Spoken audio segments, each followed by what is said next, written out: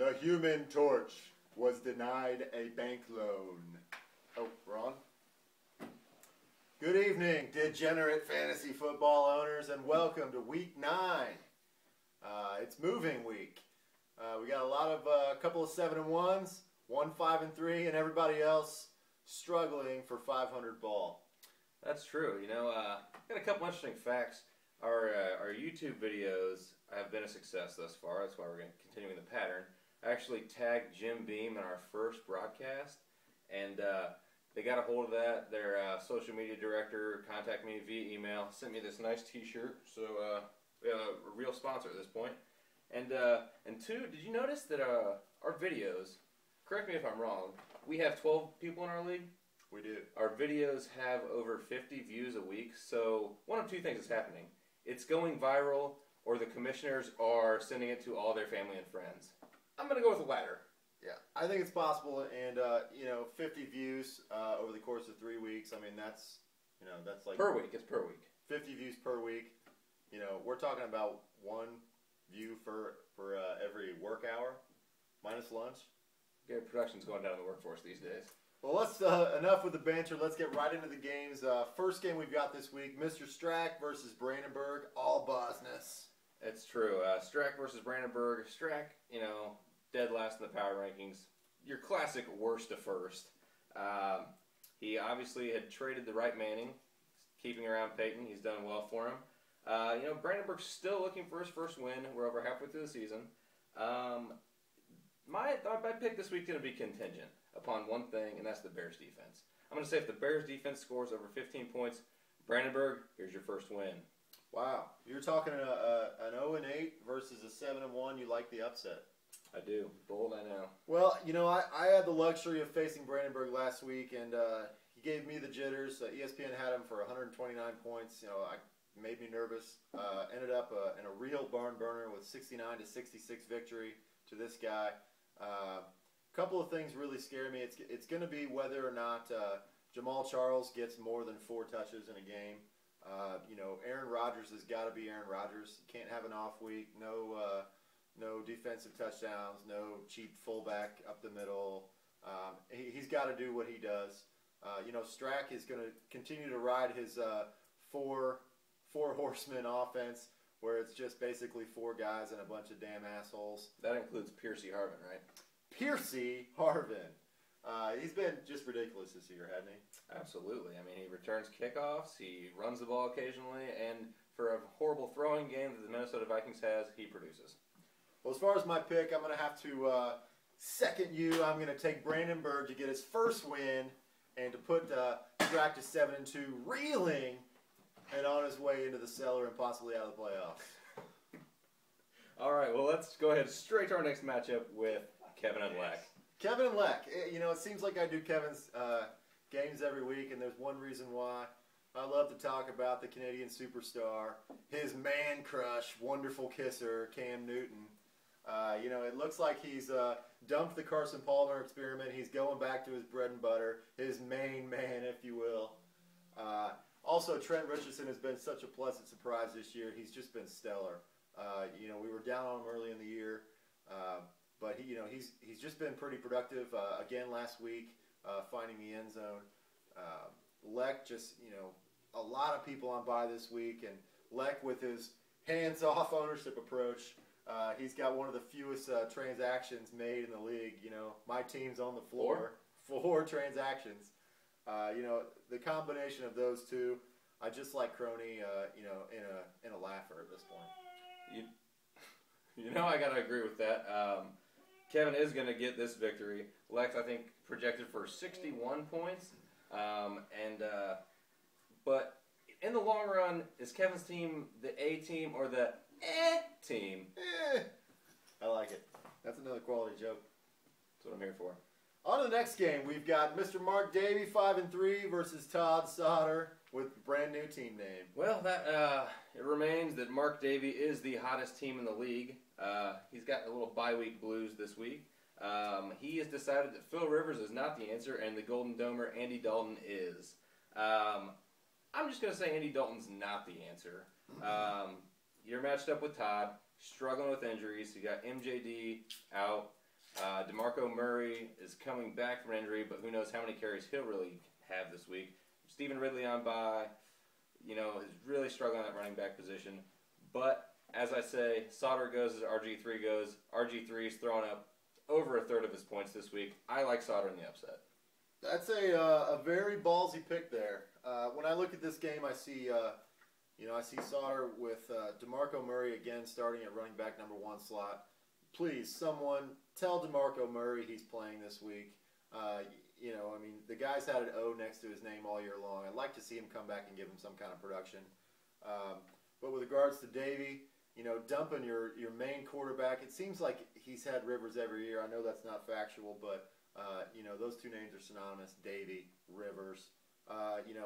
What I think is going to happen here is I think what we have is a slow motion trade. Basically, Davey dumps Rivers onto waivers. Robbie picks up Rivers, dumps Schaub. 2 days later, I see Davey picking up Schaub and running with him. It's kind of an interesting thing where really no one else wanted either of these guys. They could have just gotten on the phone, Robbie and Davey, and just said, "Hey, you want to trade quarterbacks? They both suck." They didn't. They went through the process. I applaud them for that. But back to the game, I got to stick with Davey. He's just so hot, and I just love his balls. I've been on him for so long. Well, why pick up the phone and call each other and make it fast? Let's just slow play this thing and draw it out for a week. On to the next game. We got Robbie versus Brent. Yeah, Robbie Brent. Wow. This is an interesting one. Robbie with another team name change. He went with Sugar Shane Hollinsworth. For those of you who don't know, that's one of Brent's old racing rivals. It hits home with him. Brent is just, the last couple weeks, his team has just been on fire. At one point, ESPN in the middle of the game on Sunday, they had him projected to score 164 points, and I just wanted to see that. It didn't happen, but he does have two extremely stellar quarterbacks. He just picked, which one he wants to start. He's going with Ryan this week. I don't see a whole lot of production out of Martin. I don't see the 35 points coming from him this week. I see a little bit more balance. Robbie needs to win. What are you, Robbie? 3-5. 3-5. This is a big week for him, and Brent's at 4-4. He's not much more in a better shape than Brent or than Robbie is. However, at this point, I can't go against Brent. I just think he's got it. I'm going to say Brent by 15. See, that's where I think you're wrong. I agree with you on the fact that I don't see the production out of Doug Martin this week. But this is another week where it's no bye weeks. I have my full running back core of Ray Rice and LaShawn McCoy, beast in the backfield. To try out the new Phil Rivers experiment, I think he's going to have a big night tonight. I'm going to go ahead and say I get the win and progress to my playoff push. Well, we talked about off camera that is going to be an interesting pick for me just because I always pick against you and I always pick against Brent. So I've got to take someone. I wish you luck in the game. I think it's going to be a tight one. But in the end, I got to take who I take. Next game we've got Mr. Nick Allen versus Waylon. Robbie? Shaking your head already. All right. Nick is kind of on a giant losing streak right now. Waylon, last week in the video you said me and Waylon, it was a must-win for both teams. The team that lost is probably out of it. Luckily, I got the win. Both of you picked Waylon. Saw how that turned out. Waylon's out of it, but Waylon's a fighter. He's going to continue to fight. And, I'm going to say Waylon gets the win. And Nick is extremely, extremely questionable on the playoff berth. Well, I got to be honest, Robbie. I didn't take one look at this game, and so I'm going to kind of wing it here. Waylon's truck is blue. Nick has black hair. You like blue, don't you? I like blue. But Nick's black hair, that makes it a 1-to-1.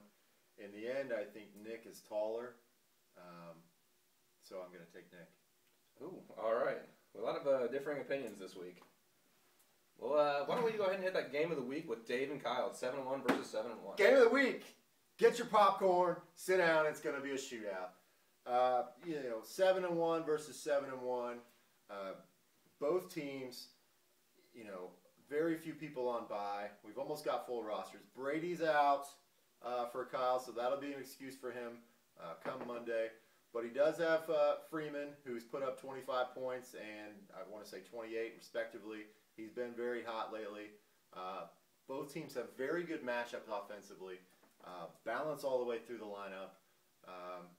What I see in this game, I think it's just going to be back and forth. I think it's going to be tight. I think it's going to be both teams over 100 points.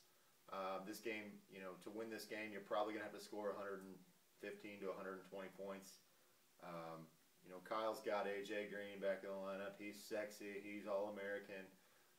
But I think the key here is going to be Jarvis Green Ellis, the law firm, and A.J. Green playing against Denver. You saw what Denver did against New Orleans last week. I think if Peyton can get ahead in the game and they can turn him one-dimensional, that takes Ellis out of the game. Then they're passing the whole game. It could be a lot of turnovers. New Orleans, would they put up 7 or 10 points? 7. Many turnovers. The offense was stifled. I think that is going to be the key in this matchup. I think Vic has a big week. Dave picked up Selleck. He's got that pitch and catch with the tight end. It's going to be an interesting game. In the end, someone's going to win and someone's going to lose. I'm going to take Dave, of course. I've got to live with myself. Didn't see that coming. I agree with a lot of your points. I think Vic's going to have a big week. What you failed to mention is Frank Gore's on bye. He's a big back for you. You're going to lose some points there. But and here's another interesting fact. I don't know if you caught this. We talk about Davey week after week after week. Kyle is just as hot and on the same win streak that Davey is. I'm going to continue with that. No Brady, no problem. Kyle wins. Barn burner, 115-110. That's well thought out. I like it. So that's going to be it for this week.